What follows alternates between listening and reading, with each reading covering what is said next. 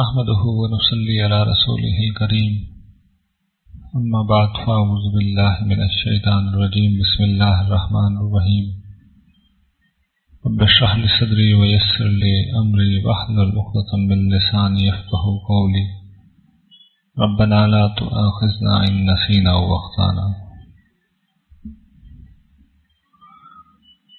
حاضرین گرامی قدر، آج سورہ یاسین اور سورہ صافات سے ہم قرآن پاک کے مطالعے کا آغاز کریں گے۔ ان دونوں صورتوں میں مجموعی طور پہ جو چیز زیر بحث ہے وہ سامنے آپ کے موجود ہے۔ خدا نے اپنی صفات عزیز اور رحیم ہونے کی بنا پر ایک رسول کو بھیجا جو توحید اور آخرت کی دعوت لے کے آیا ہے۔ لوگ اگر نہیں مانتے تو پھر اس کی صفت عزیز ہونے کا تقاضا ہے کہ وہ سزا دے، اور رحیم ہونے کا تقاضا ہے کہ وہ ماننے والے کو بہتری نظر دے۔ سورہ یاسین میں غلبہ آخرت کی دعوت کا ہے، اور مکذبین کے لیے جو سزا ہے اس پہ زیادہ زور ہے۔ 12 آیت میں شروع کی ابتدائی 12 آیات میں یہی بات بیان کی گئی ہے کہ یہ پروردگار عالم کا نازل کردہ کلام ہے، اللہ کا رسول ہے جو آیا ہے، اور جو انکار کر رہے ہیں ان کے پاس کوئی وجہ نہیں، بس تکبر ہے جس کی وجہ سے یہ نہیں مان رہے۔ ارشاد باری تعالیٰ ہے کہ قرآن کریم یہ گواہی دیتا ہے، یہ قرآن کی قسم کھائی ہے اللہ تعالیٰ نے، بولے قرآن کریم قسم ہے قرآن مجید کی، لیکن قرآن کریم جب کے اندر جو قسمیں کھائی جاتی ہیں تو وہ جس طرح ہم عام روزمرہ قسمیں کھاتے ہیں تعظیم کے لیے نہیں ہوتی، وہ شہادت کے لیے ہوتی ہیں۔ جب ہم یہ کہتے ہیں کہ اللہ کی قسم تو اس کا ایک مطلب ہوتا ہے کہ اس کی عظمت کو ہم بیان کر رہے ہیں، اس کا دوسرا مطلب یہ ہوتا ہے کہ اللہ اس بات پہ گواہ ہے۔ تو یہ دوسرے مفہوم میں قرآن کریم قسمیں کھاتا ہے۔ یہ قرآن کریم اس کے کانٹینٹ خود گواہ ہیں کہ یہ گھڑی ہوئی کتاب نہیں ہے، بلکہ یہ پیغمبر دراصل اللہ تعالیٰ کی طرف سے آئے ہیں، ایک سیدھے رستے کی طرف ہدایت دے رہے ہیں۔ یہ کلام خدا عزیز اور رحیم کا کلام ہے، اور اس کے بھیجے جانے کا مقصد یہ ہے کہ جس قوم کے آباء و اجداد کو ابھی تک نہیں تنبیہ کی گئی، ایک طویل عرصے سے ان میں رسول نہیں آئے تھے، تو اب اس قوم کو تنبیہ کی جائے۔ لیکن قوم کا رویہ کیا ہے؟ اس کو قرآن نے منظر کشی کی ہے کہ ہم نے ان کے گلے میں توق ڈال دیے ہیں، اور یہ توق ان کی تھوڑیوں تک پہنچے ہوئے ہیں، اس کی بنا پہ ان کا سر اٹھا رہ گیا ہے۔ یہ کفار کے جو تکبر ہے اس کا بڑا خوبصورت قرآن نے ایک نقشہ کھینچا ہے کہ توق اگر اس طرح ڈالا جائے کہ وہ تھوڑی کو اوپر اٹھا دے تو پھر سر بلند رہتا ہے، عجز کے ساتھ، انکساری کے ساتھ، اعتراف کے ساتھ نہیں جھکتا۔ تو یہ قرآن نے ایک نقشہ کھینچا ہے کہ ان کے ساتھ گویا کہ یہ معاملہ ہو رہا ہے۔ اور پھر قرآن ایک مثال دیتا ہے تاریخ سے کہ کس طریقے سے رسولوں کا انکار کرنے والوں کے ساتھ اللہ تعالیٰ معاملہ کرتے ہیں۔ اس بستی کا قرآن نے یہاں پہ ذکر نہیں کیا ہے، اجمال میں بات چھوڑ دی، ہم بھی اجمال بھی رکھتے ہیں۔ جو میسج ہے وہ یہ کہ ایک بستی کی طرف اللہ تعالیٰ نے اپنے رسولوں کو بھیجا، 2 رسول ابتدا میں آئے، پھر تیسرے ایک اور شخصیت سے ان کی مدد کی گئی، تو جواب کیا ملا ان کو کہ تم تو ہمارے جیسے انسان ہو۔ یہ اصل میں بنیادی مسئلہ ہوتا ہے۔ رسول جب بھی آتا ہے تو وہ شرفا میں سے ہوتا ہے، لیکن وہ عمرہ میں سے بالعموم نہیں ہوتے۔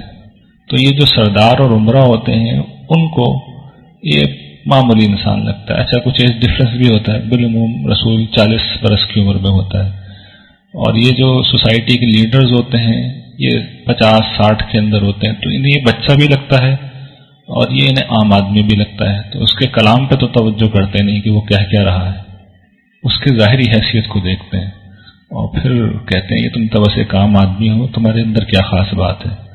آدمی میں خاص بات ڈھونڈ رہے ہوتے ہیں، حالانکہ کلام میں انہیں خاص بات ڈھونڈنی چاہیے۔ اور پھر مخالفت اس بستی کے لوگوں نے کی اتنی کی کہ یہاں معاملہ پہنچ گیا کہ اگر تم باز نہیں آئے تو ہم تمہیں سنسار کر دیں گے۔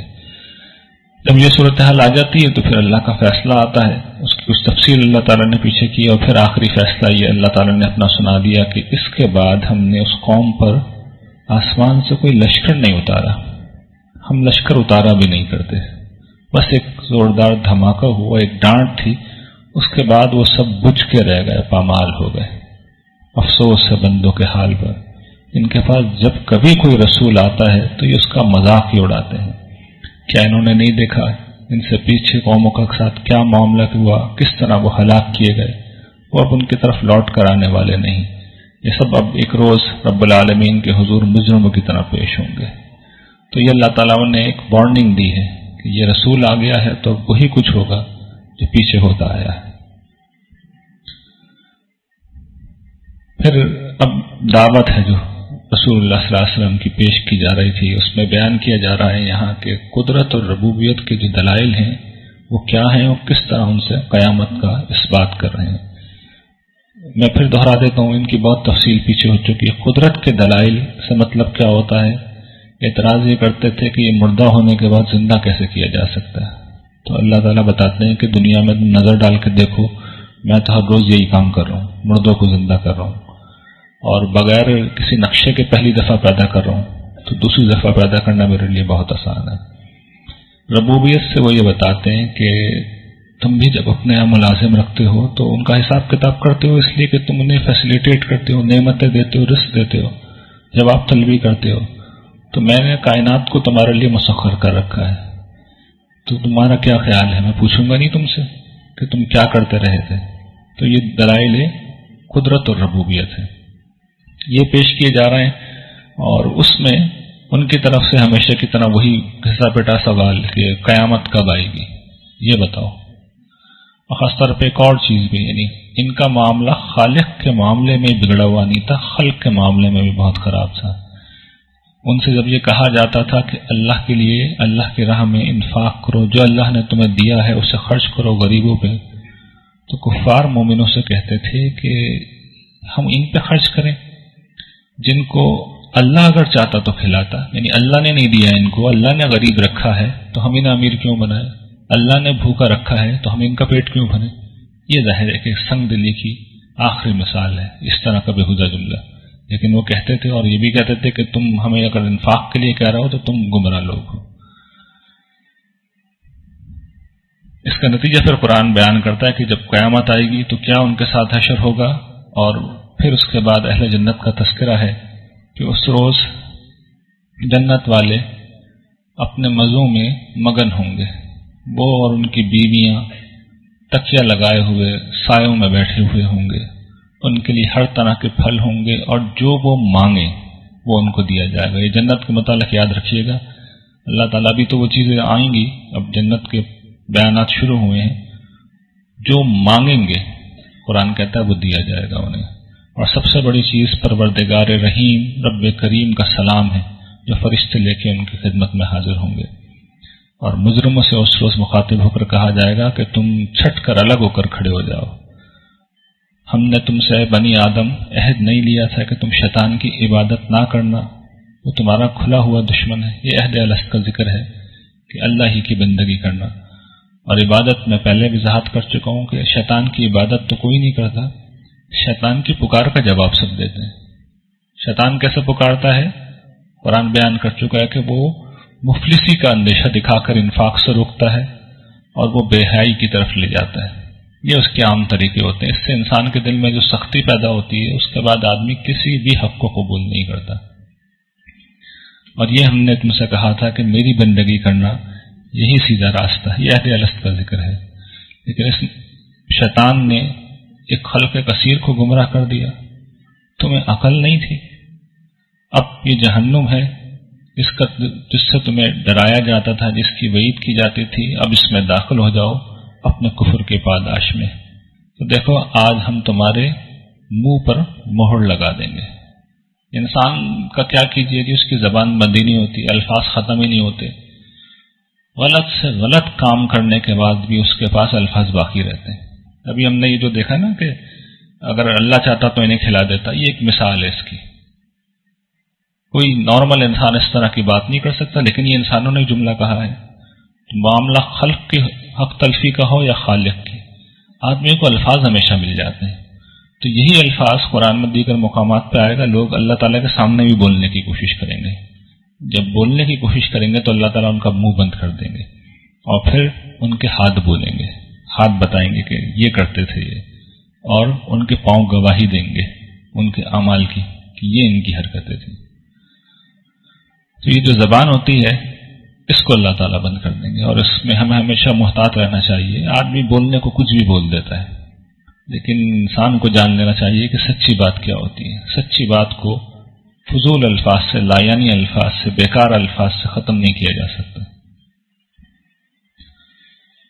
اب یہ سورت کا خاتمہ ہے، دلائل دیے جا رہے ہیں اس میں ان کے بے سروپا اعتراضات جو ہمیشہ کرتے تھے کہ یہ تو شاعر ہے. تو اللہ تعالیٰ کہتے ہیں کہ ہم نے تو اپنے نبی کو شعر نہیں سکھایا. سب کو معلوم ہے تاریخی طور پہ یہ بات ہے، حضور 2 شعر بھی ٹھیک سے نہیں پڑھ سکتے تھے، حالانکہ ایسی سوسائٹی میں رہتے تھے جہاں ہر شخص شعر و ادب کا ذوق رکھتا تھا. لیکن اللہ تعالیٰ نے آپ کے معاملے میں یہ خصوصی اہتمام کیا تھا، اور یہ آپ کے شایانہ شان بھی نہیں ہے. اللہ تعالیٰ کہتے ہیں نہ ہم نے اسے شعر سنایا نہ اس کے شایانہ شان ہے. پھر دوسرا اعتراض کیا کرتے تھے؟ دوسرا اعتراض یہ کرتے تھے بلکہ اللہ تعالیٰ پہ طنز کرتے تھے. قرآن یہ کہتا ہے کہ اللہ کے لیے مثالیں گھڑتا ہے، ہم پہ پھپتیاں چست کرتا ہے کہ یہ جو ہڈیاں ہیں جب ہم ہڈیاں ہو جائیں گے اور بوسیدہ ہڈیاں ہو جائیں گی تو کیا ہم دوبارہ پیدا کیے جائیں گے؟ کیسے ممکن ہے؟ تو اللہ تعالیٰ کہتے ہیں نہیں دیکھا انسان نے کہ ہم نے اسے پیدا کیا پانی کے قطرے سے، اور اب وہ جھگڑالو بن کر کھڑا ہو گیا ہے اور ہم پہ پھپتیاں چست کرتا ہے اور کہتا ہے کہ اب ان بوسیدہ ہڈیوں کو کون زندہ کرے گا؟ تو اللہ تعالیٰ کہتے ہیں ان کو وہی زندہ کرے گا جس نے پہلی دفعہ پیدا کیا تھا. یہ وہی دلیل قدرت ہے کہ ممکن نہیں ہے. تو اللہ تعالیٰ پوچھتے ہیں کیا ممکن نہیں ہے؟ دوسری دفعہ پیدا کرنا ممکن نہیں ہے.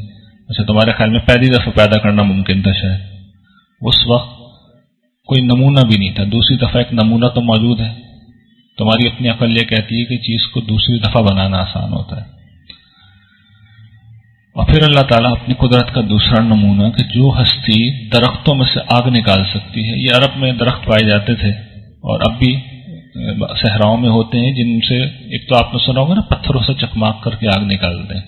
تو درختوں سے بھی یہ کام ہوتا ہے، اس کی شاخیں کاٹ کے آپس میں جب رگڑتے ہیں تو آگ نکل جاتی ہے اور پھر اس سے لوگ آگ جلاتے تھے.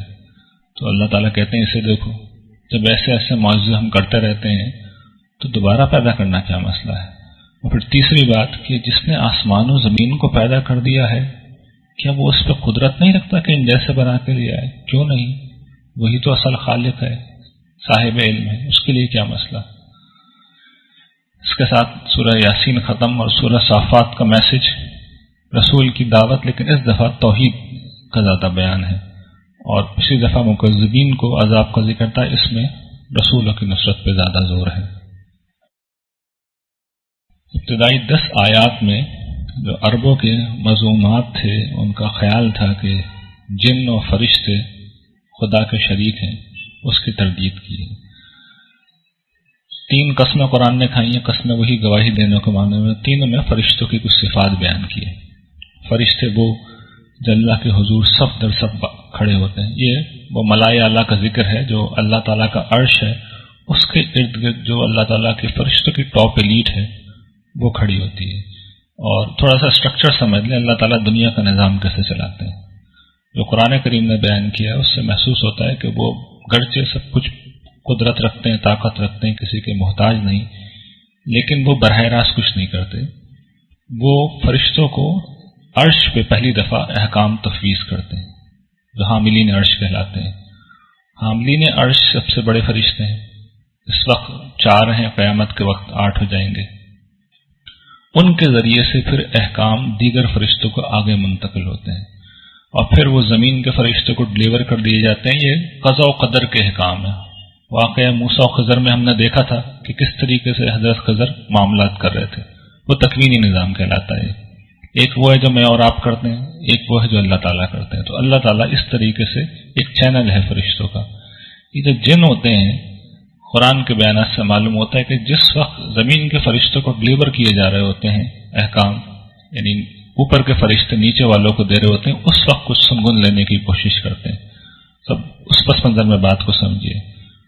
پہلے بیان کیا گیا ہے کہ جو فرشتے صف در صف کھڑے ہوئے ہیں حاملین عرش وہ گواہی دیتے ہیں، اور وہ فرشتے جو نیچے ہیں اور جو ڈانٹتے ہیں. کس کو ڈانٹتے ہیں؟ فرشتے.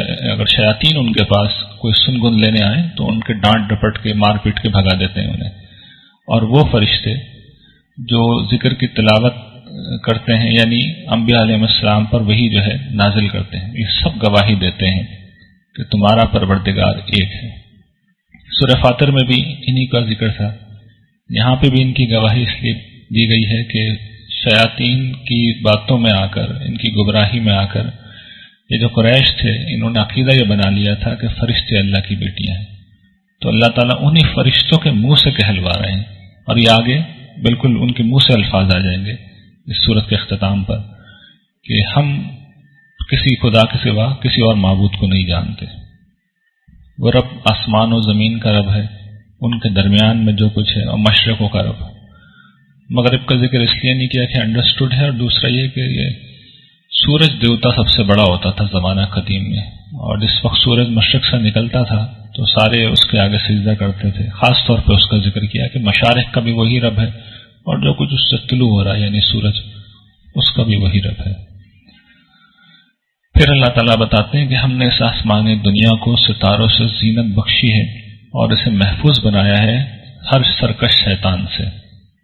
یہ وہاں پہ کوئی سنگن نہیں لے سکتے ملائے اعلیٰ میں یعنی فرشتوں کی جو اصل ٹاپ لیٹ ہے، اور اگر وہاں جانے کی کوشش کرتے ہیں تو ہر طرف سے دھتکارے جاتے ہیں. ان کی کوئی بیٹھنے کی جگہ بھی ہے، سورہ جن میں آئے گا کہ انا کننا نقعد منها مقاعد للسمع، کوئی بیٹھنے کی جگہ بھی یہ بنا لیتے تھے تو وہاں سے بھی یہ کھدیڑ دیے جاتے ہیں، اور ان کے لیے ہمیشہ باقی رہنے والا عذاب ہے. یہ چونکہ جس طریقے سے انسانوں کو آزادی ہے جنوں کو بھی اسی طرح آزادی ہے، تو ان کو ایک خاص حد سے زیادہ ان پر رکاوٹ نہیں ڈالی جاتی کیونکہ آزاد ہیں.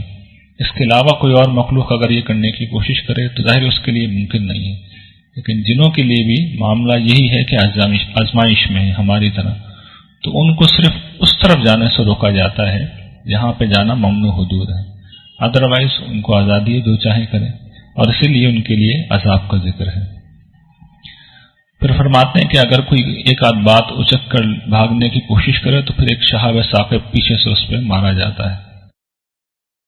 پھر یہ ایک سورت میں 11 نمبر آیت سے 74 تک یہ بتایا گیا ہے کہ آخرت پر اللہ تعالیٰ دلیل دیتے ہوئے بات شروع کرتے ہیں، اور پھر سزا و جزا کا اب بیان شروع ہو رہا ہے.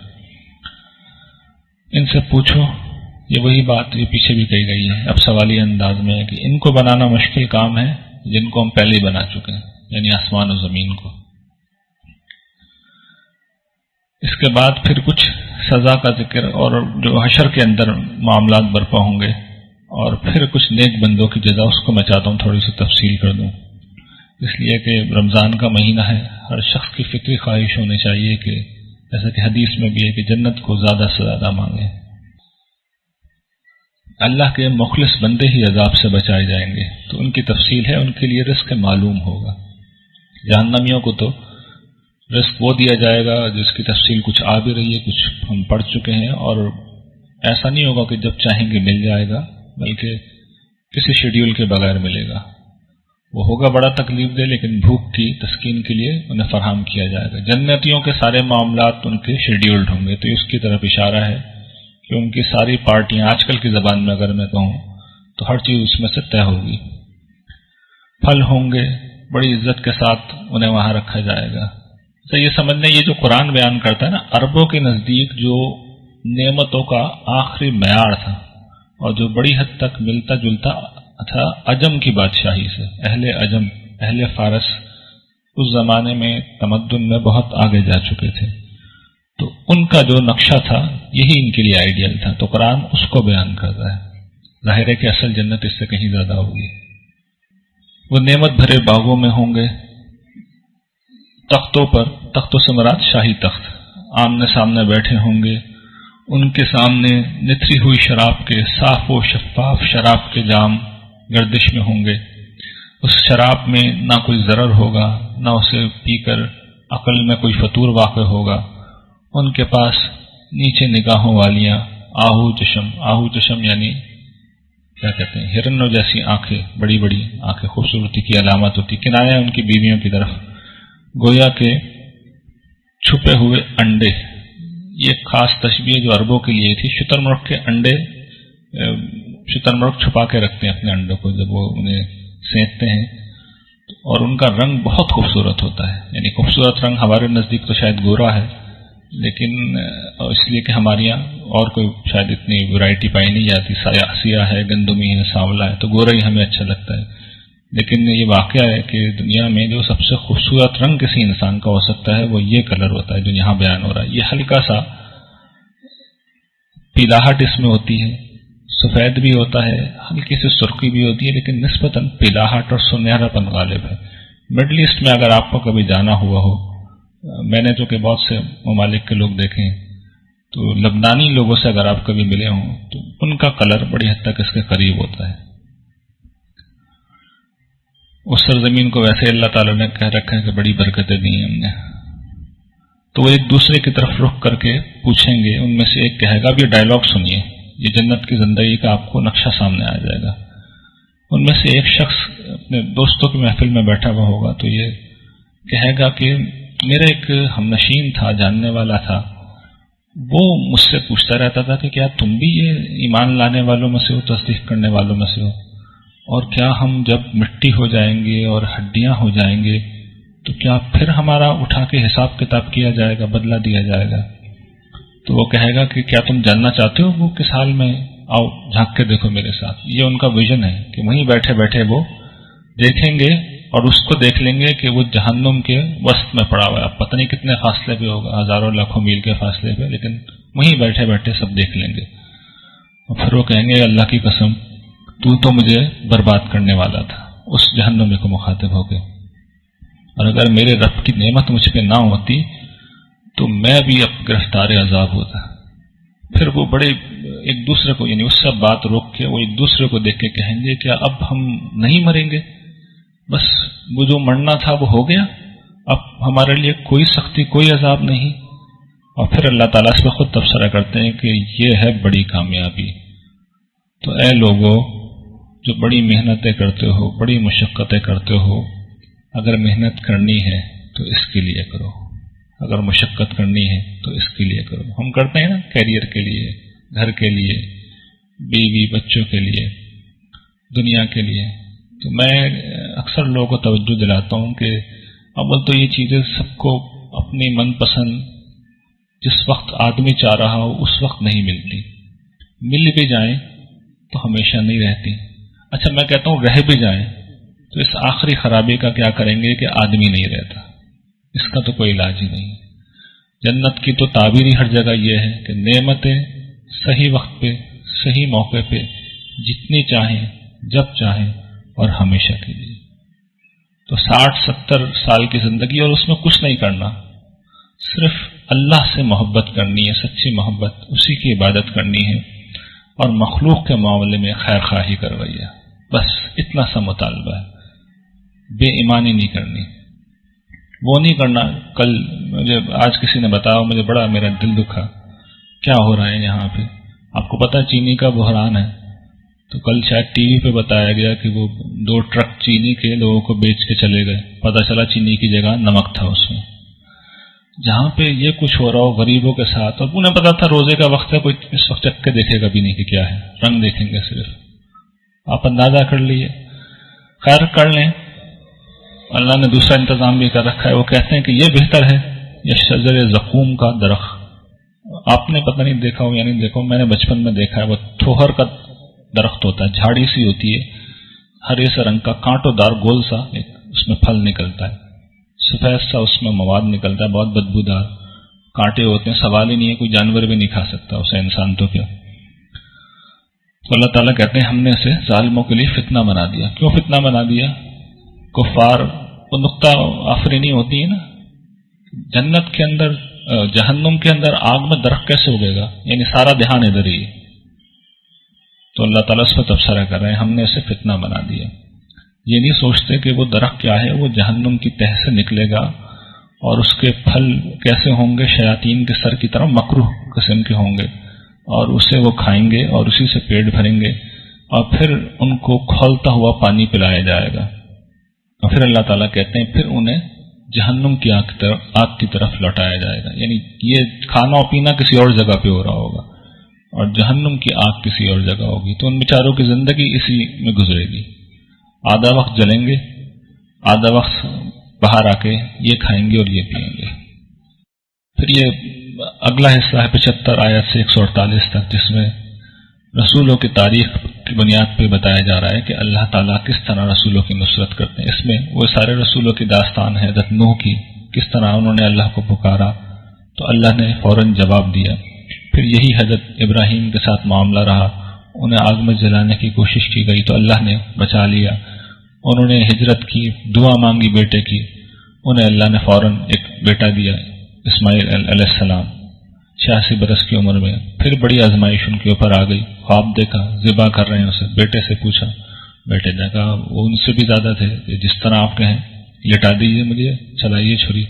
دونوں باپ بیٹے تیار ہو گئے، چھری پھیرنے والے تھے کہ آواز آئی کہ ابراہیم یہ تم کیا کر رہے ہو؟ تم نے تو اپنے خواب کو ہی سچا کر دیا، یہ تو نہیں کہا تھا تم سے.